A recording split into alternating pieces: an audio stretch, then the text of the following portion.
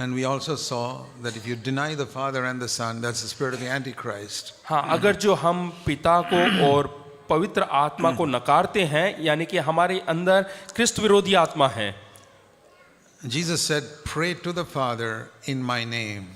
प्रभु यीशु मसीह ने कहा कि पिता से प्रार्थना करें मेरे नाम से, Through the Holy Spirit. और पवित्र आत्मा के द्वारा। So we pray in the Holy Spirit और हम पवित्र आत्मा में प्रार्थना करते हैं through the name of Jesus यीशु के नाम से to the Father. पिता से। But we can also pray to Jesus himself. और कभी कभी हम जो है पिता से भी खुद प्रार्थना करते हैं। We can pray to Jesus. हम प्रार्थना कर सकते हैं यीशु से। So the Holy Spirit shows us first of all that God is our Father and cries out Daddy. और पवित्र आत्मा पहले दिखाता है कि पिता जो है वो हमारा पिता है, स्वर्गीय पिता है। That is the first step, to know God as your Father and find security. और पहला ये है कि हम अपने पिता को पहचानें और उसमें सुरक्षित महसूस करें। That He cares for even the hair on your head. यहाँ तक कि वो हमारी जो बाल हैं उसका भी देखभाल करता है। Why did Jesus take the example of hair on your head? प्रभु यीशु मसीह ने हमारे सर के बाल के बारे में उदाहरण क्यों लिया? That is almost the most insignificant part of our body. और वो एक ऐसा चीज है जिसका हम बिल्कुल कीमत नहीं देते हैं। You know, if you wake up one morning and you find some hair on your pillow, अगर जो हम सुबह उठते हैं और देखते हैं कि हमारे तकिए में थोड़े से बाल हैं हमारे सर के, you don't get worried, oh dear, some hair fell off. तो हम चिंता नहीं करते अरे मेरा बाल झड़ गया करके। Even I don't get worried if some hair falls. यहाँ तक कि मैं भी चिंता नहीं करता हूँ, Because it's so insignificant. क्योंकि उसको हम कोई मूल्य नहीं देते हैं। I had a lot of hair when I was a young man. और जब मैं जवान था मेरे सर में बहुत सारे बाल थे, And God counted all of them. और परमेश्वर ने उसकी सारी गिनती ली, And He knows exactly when each one of them fell off from my head. और वो जानता है मेरे सर के बाल कब गिरे हैं करके। I don't know. मैं नहीं जानता। That is the care my Father has for me. और इतना अधिक देखभाल वो मेरा करता है मेरा पिता। If you believe that, अगर जो आप वो विश्वास करते हैं, you will never be worried about anything on this earth. तो आप इस संसार में किसी भी बात से चिंतित नहीं होंगे। Think of it.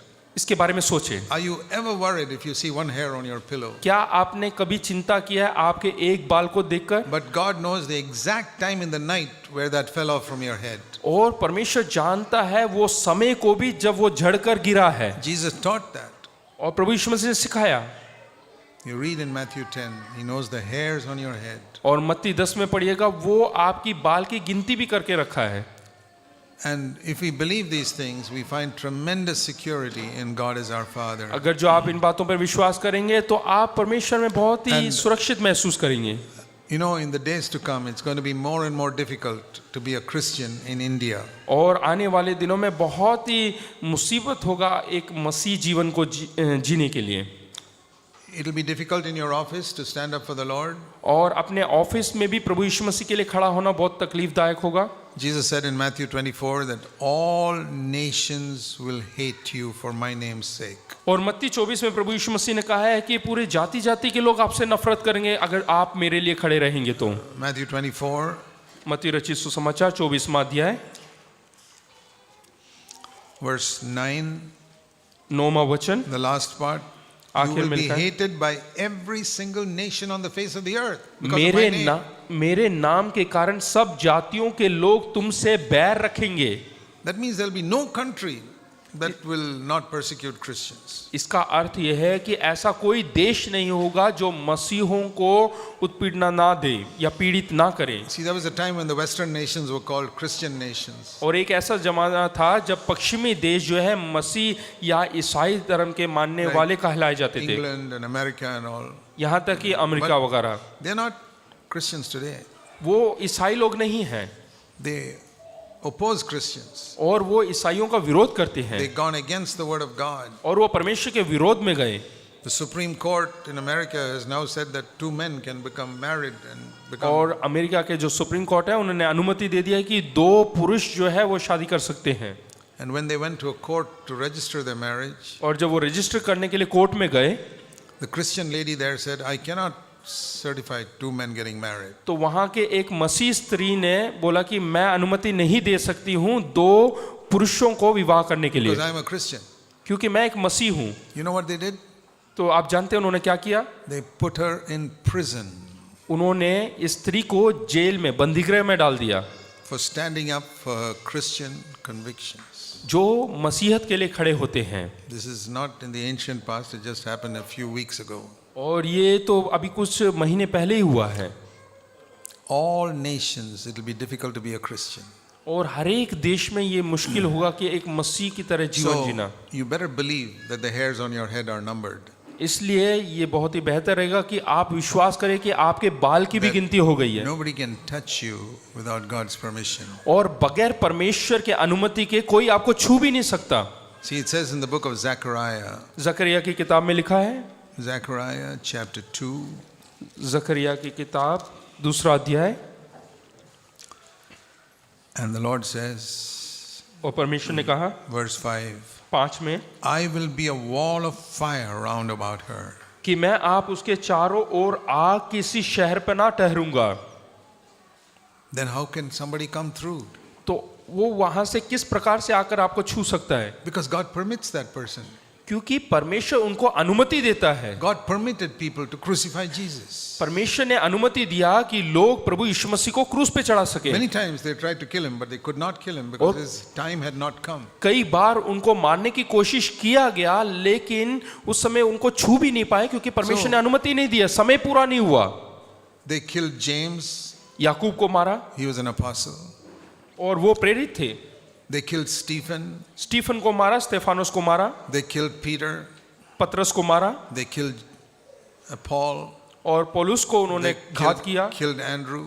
और अंद्रियोस को घात किया, Thomas came to India. They killed him here. और थॉमस जो है वो भारत में आए और भारत में उसका घात हुआ, They killed Matthew. और मत्ती का जो है घात हुआ। They went to different countries and they were all killed. और प्रेरित लोग जो है भिन्न भिन्न देशों में गए और उनका वहां पे खून हुआ। These were the greatest men of God in the first century. और पहली शताब्दी के ये महान परमेश्वर के दास लोग थे।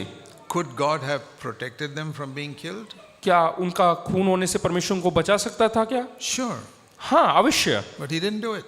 लेकिन उन्होंने नहीं किया। When Daniel was thrown to the lions, और दानियल को जो है शेर के मांद में डाला गया, God shut the lions' mouths. लेकिन परमेश्वर ने शेर के मुंह को बंद कर दिया। Not only shut the lions' mouths, he restrained those lions. They couldn't touch Daniel even with their paws. यहाँ तक कि अपने पंजों से भी दानियल को छू नहीं पाए।